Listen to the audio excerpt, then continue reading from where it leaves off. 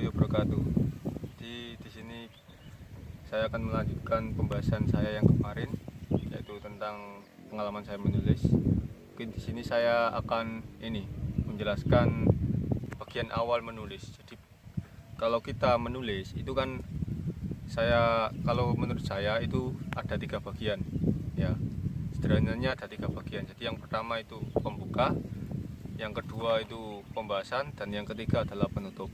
Di video kali ini kita akan membahas tentang bab pembuka pembuka dalam tulisan. Nah, jadi mungkin hal yang paling sulit adalah memulai awal dalam menulis, yaitu di pembukaan ini. Kalau kita buka-buka internet itu ada istilahnya lead. Lead itu pengantar kata yang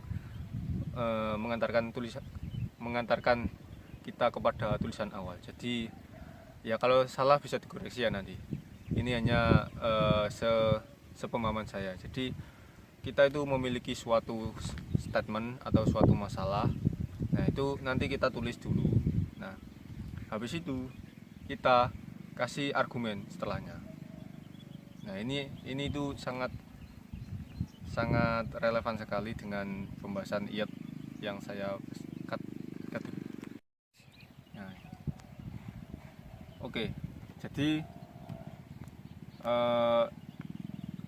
dalam pembahasan awal ini kita harus memiliki suatu masalah atau hal yang ingin kita sampaikan kepada pembaca.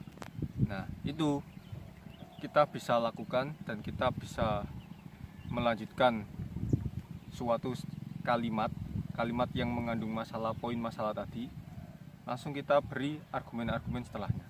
Jadi ada suatu kalimat, misalkan mobil, bahan bakar fosil yang digunakan mobil itu dilarang dan harus diganti dengan mobil elektrik yang berbahan bakar listrik.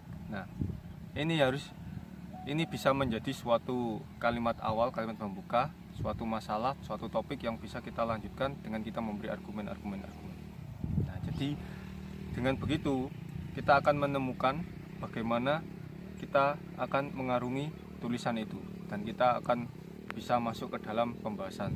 Sebelum pembahasan, kita akan memiliki suatu pertanyaan yang akan kita pecahkan di pembahasan selanjutnya, di bab selanjutnya.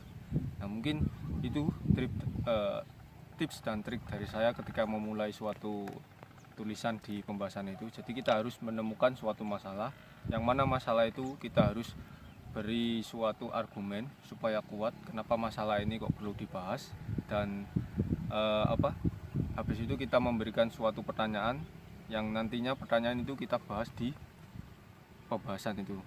Entah itu solusi atau gambaran, kan macam-macam tulisan, ada deskriptif, ada analitis, ada ini.